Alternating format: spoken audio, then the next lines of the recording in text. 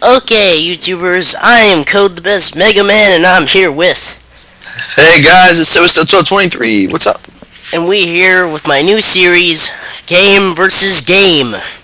In this series, we take two games, match them up with another person, and discuss them.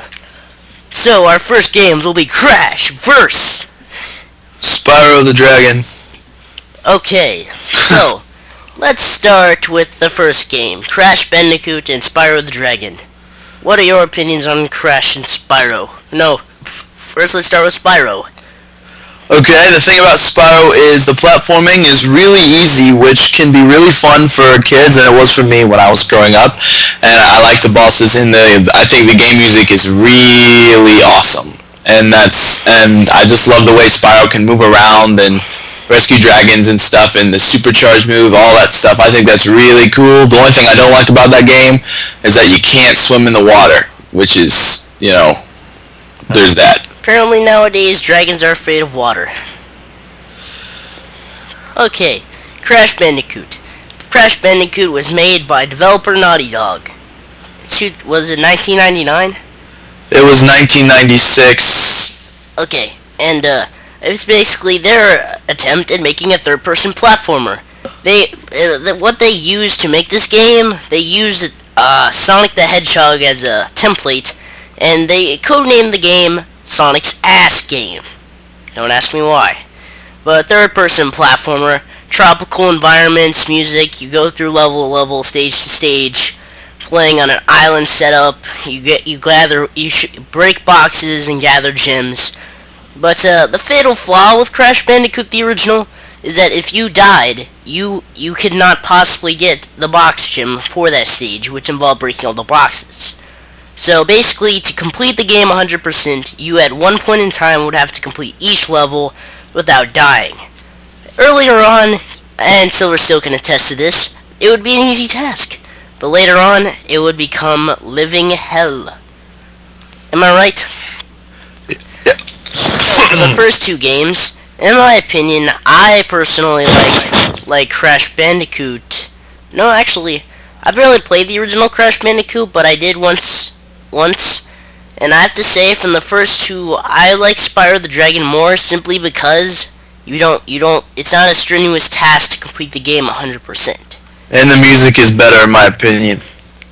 Is there any other things you think you were better in the first game? I don't know if I have anything better to say. There were a couple glitches and stuff. Spyro the Dragon was developed by Insomniac, all that stuff. I don't know what else to say about that. Okay, now we'll move to Crash 2. Cortex Strikes Back. And Spyro 2. Ripto's Rage. Yeah, Ripto's Rage. Okay, Crash in this game has received quite an upgrade. He can slide, super jump, I think that's it. Body Slam. Body Slam. Is there anything else? I think he only gave him 3 new moves, but they're really useful. And the level design has also seen a good upgrade. It becomes more organic than the past games. And the music, while still good, has received a mild upgrade. The main theme's better. And the game also throws in vehicle segments. I believe they were in the first game, but now they're more frequent, like jetpacks, penguin, polar bear, and more vehicles. But now you finally have a chance to get the box gem without dying. And they throw in other gems such as the blue gem, the green gem, the red gem. The gems vary, but I personally like this game a lot more than the original just because of the improvements to the formula. What do you have to say on Spyro 2? Okay, Spyro 2 Ripto's Rage, another game developed by Insomniac, has the same level layout, except instead of 5 main worlds, you only go to 3, except there's more level variety in each hub world, and the levels are longer, I gotta say about that. And Spyro 2, the new abilities that you get, you can head bash, you can climb on ladders, and you can get certain power-ups that enable you to do certain things with your breath and be able to walk on lava-related substances on the floor, that kind of stuff, new kinds of enemies, and this is where Moneybags gets introduced. I really don't like that because you have to pay him to teach you how to do everything. not very cool. Another new character, you got Hunter and yeah.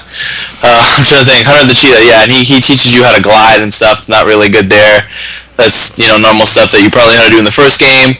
And then Alora, she gives you a guidebook, and Zoe the fairy that zaps you and all that stuff. And there's all new stuff you can do and all that stuff. But really, it's pretty much just the same game, just developed a little bit further, and the story is a little bit different. And I think there's a little bit more glitches in this game, but overall the game's okay. Yep. Okay, for this one, I have to give my hat off to Crash 2. With the improvements to the gameplay, and being a lot fairer as a game, because you actually have multiple attempts to get the box gem and everything. I have to say, I've never played Spyro 2, but in my opinion, from what I've seen, I can't give a valid opinion on this one. But I'm going with Crash 2 on this one. It's a game I'd rather play because it's a third-person platformer rather than a collectathon platformer, in my opinion. But that's my opinion. Silver Steel, which one do you think is better? I would have to say in this case scenario, like I would say I'd say Spyro 1 is better than Crash 1, but I in this situation, I would lean a little bit more towards Crash 2 because they just improved pretty much everything, and it's just a better overall game. Oh yeah, just a minor thing. The warp room, different world map, nothing big. Just had to mention that one because I bet someone would have told me, Code, you forgot about the warp room." Yeah, I remember the warp room. So, is that all you have to say? Ready to move on to the final game in the original trilogy? Sure. Now, I will be talking about Crash Bandicoot Warped! And I will be talking about Spyro Year of the Dragon. No emphasis on Year of the Dragon? Spyro 3, Year of the Dragon. Okay, reset the point. Now, Crash 3 has the same format, but instead of this, you are in a time travel adventure. And in this time travel adventure, you go through all kinds of different time periods. From old times of China to Egypt to even the dinosaur era.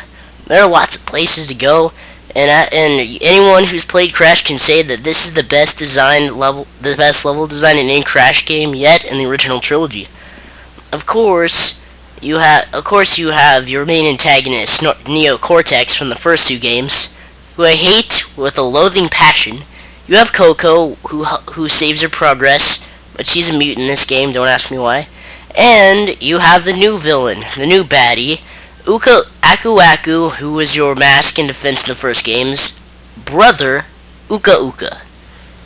And basically, you go through stages, collecting gems like before, but now they have that iconic sound when you get them. You mean crystals? Yeah, the crystals and gems. And now, with the insane genius that is Naughty Dog, they develop time trials. Basically, you repeat after beating one stage. You can repeat the stage in a time trial format to get a relic. Beat it fast. Beat it. You get a sapphire relic. Beat it faster. You get a gold relic. And beat it the fastest you possibly can, like a boss, and you get a platinum relic. The relics are required to get 100%, but not required to beat the standard game to get the true ending you do. But I love this game. The platforming is better than the first game. The bosses are much improved, and it does the one thing that makes this my favorite Crash game ever played. They implement upgrades. After beating a boss, you get an upgrade. You get the super belly flop, which is cool. You get the double jump, the super spin, the fruit bazooka, and the crash dash. All great and fun upgrades to obtain. Did I mention the double jump? Yes. Yep, all good upgrades, and you know me, I love upgrades in my games, so this game does it all right, and is the best game out of the original trilogy. Now, your turn. Okay, Spyro Year of the Dragon is like Spyro Ripto's Rage on steroids. There's 3 hub worlds. You go through them all. The levels are, longer than they were in previous Spyro games. Except what's new about Spyro 3 is that instead of collecting, I forgot to mention that you collect orbs in the second game. Just like I mentioned, you save dragons in the first. In this game, you collect dragon eggs. You have to save the baby the baby dragons, which have been stolen from the sorceress and her apprentice Bianca, the bunny rabbit who Hunter ends up falling in love with. You go, okay. The difference about this game is that you can play as different characters other than Spyro for a change. And like in the Speedway for Spyro 2 and 3, you could play as Sparks and have Sparks challenges. But in this game, you can also go through different little areas that you buy the character from Moneybags, and you can play as them. Like you have Sheila the Kangaroo, you have Bentley, you have Agent 9, the Monkey, and you also... Am I missing somebody? Sergeant Bird. Yeah. Yes, you also have Sergeant Bird, and other than that... They can do missions and stuff just like Spyro can, and they control differently, which is pretty cool. And the head bash and stuff is all back implemented from Spyro 2, because the premise of the game is Spyro 2 on steroids. And really, that's pretty much it. But I love the super bonus round. If you collect everything, there's a crap ton of gems in there, which is amazing, and I love it. And that's pretty much all I have to say about that game. There's one thing though. Overall, I feel like Crash Warped is a better game. But there's one thing that none of the Crash games could have felt more rewarding than in Spyro, You're the Dragon. Getting your gems back from that douchebag Moneybags. Oh, that's right. You can't top that in any Crash game. You just can't. Well, I love them. I love both series of Crash and Spyro, but I don't know. I can't decide between Spyro 3 and Crash 3. I just love those games both the same, but I definitely think Crash 2 is better than Spyro 2. In my opinion, from them both, of course I'm going to go with Warped. Warped is the best PlayStation 1 platformer I've played yet. And of course, Spyro is a platformer. Why is it not better? Well, the characters actually boost it, in my opinion. I know some people don't like playing as the extra characters, but Sergeant Bird's awesome. And overall, the characters add more, and they're programmed well, so don't complain about them. It's definitely the best Spyro game ever made. But why does it not beat Crash 3? Well, let me see. Because, and this is the same for everyone except for the original. I like the formula better in Crash. I like the behind the back view. I like the way you jump. And guess what? No upgrades in You're the Dragon. So it's just the formula that I prefer in Crash.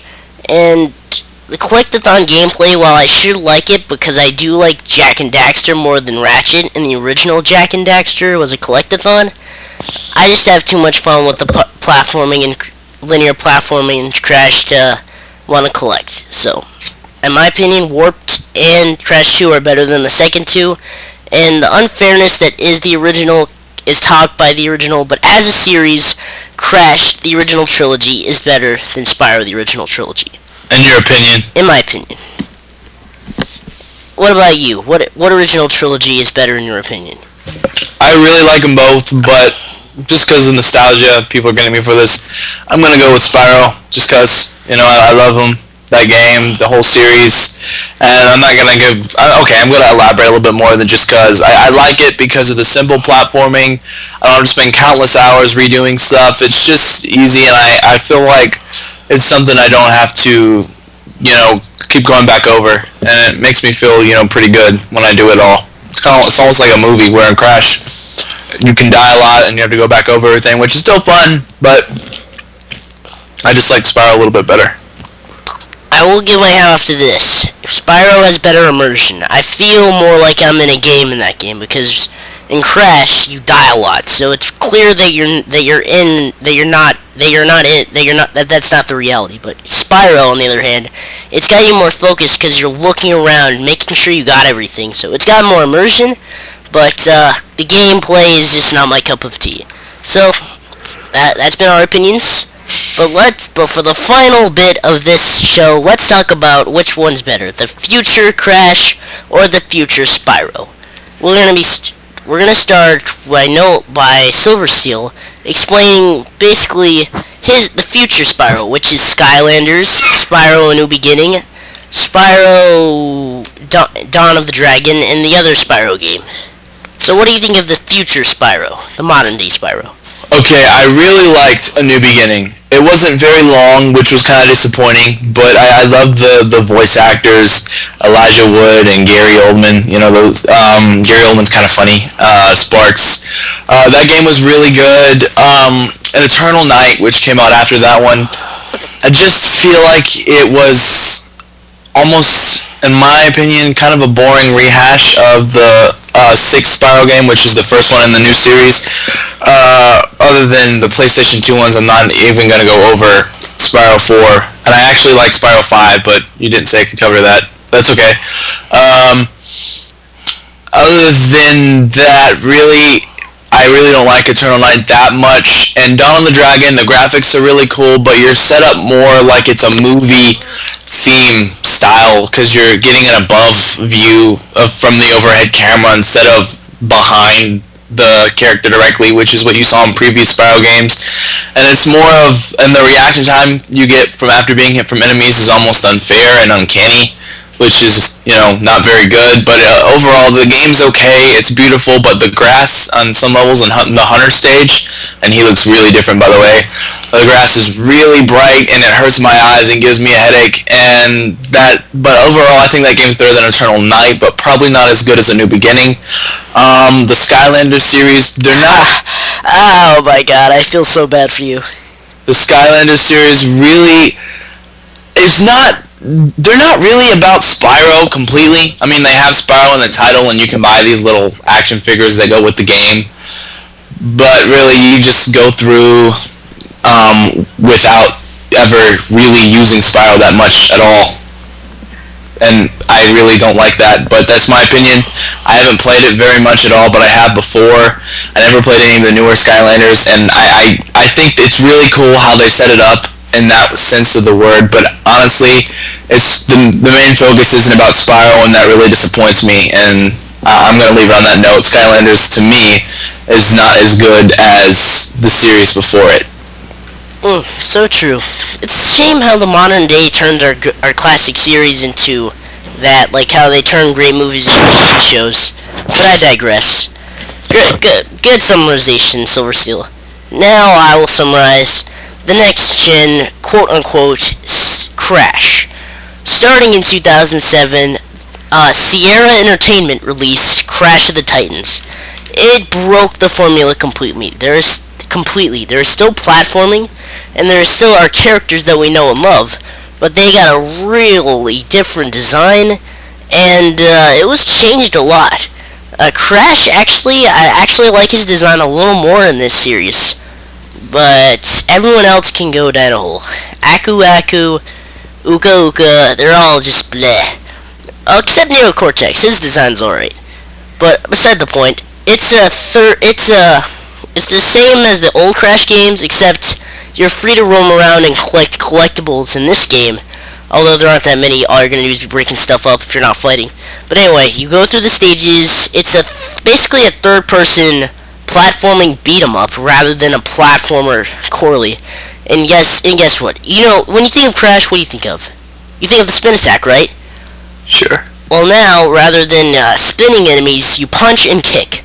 And you have to unlock the spin attack. And when Crash spins, he can spin as long as you want him to, but if you don't stop him after a certain time or without the proper upgrades, you will get dizzy and be vulnerable to attacks. But this game actually isn't bad.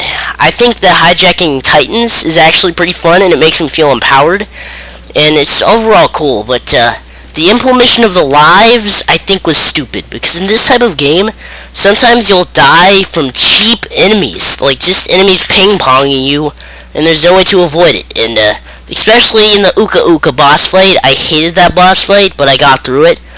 But just know that if you go into this game, you're not getting what you got before. And then there's Crash Mind Over Mutant. Basically, think of this as Crash the Titans, but updated. Better graphics, better looking character models, improved combat, and improved Titans. Except the Cutscenes are cool too. Yeah, and rather than going with the game engine cutscenes, they implemented storybook cutscenes like in Infamous and in Sly Cooper. But yeah, I think overall this game is much better with better Titans, gameplay, combat, and an overall better Crash I believe that the series, while not what I wanted, was still worth the time of buying the games. I got my version on the Wii, and it was a good time. So, but unfortunately, we haven't gotten a Crash game since 2009, when Mind Over Mutant came. I've wanted a Crash game for a while, and I pray it comes one day. But right now I just don't know. PlayStation 4 is out now. There has been very few Crash games for the PS3. I don't know. The future looks grimmer for Crash than Spyro. But Silver Still, in your opinion, do you think Spyro's future looks very bright? No, I don't at all. But it could, there are people working on Crash and Spyro, like fans are actually working on making new Crash and Spyro games. I heard that Sony bought, or Universal, somebody bought Crash's IP outright, so they could, if they wanted to, make a game for the PS4 with Crash. I don't know much about Spyro. There's not really much going on with him at the moment. Yeah, unfortunately. With each Skylanders game, they offer a new Spyro toy. But would you really spend $80 on a video game you're not interested in just to buy a $10 action figure to play as Spyro? I wouldn't. Nope. But beside the point, I like Crash more. This is what this has been all about.